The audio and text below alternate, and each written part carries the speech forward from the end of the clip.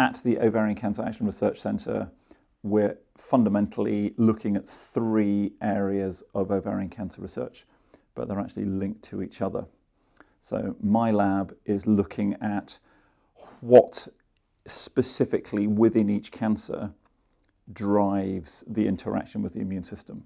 So we know in many cancers the different mutations that exist, and we know that the reaction between the immune system and the cancer differs, but it's understanding what it is about the cancer itself that drives that interaction. So Sarah Spear, postdoc in my lab, is using models that we've made, taking out individual genes within the ovarian cancer and seeing how that alters the way immune cells move into ovarian cancer, interact with it.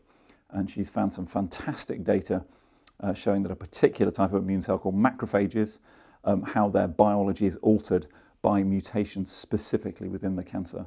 And of course, ultimately, we're moving towards trying to target that with new drugs.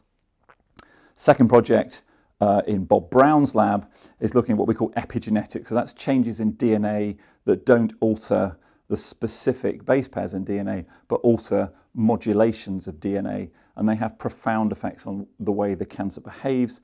And Bob and my team are looking at how epigenetics alters the way the immune system interacts with cancer.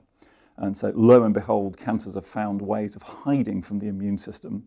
And one way is by shutting off the expression of genes and proteins that the immune system might be able to react to. And work between our 2 groups looking at a drug that Bob has developed is changing the expression of genes within the cancer that's suddenly making those cancers more visible to the immune system and having an effect on how the cancers grow and survive. The third element we're looking at is looking at risk. So why do some women get ovarian cancer and other women don't?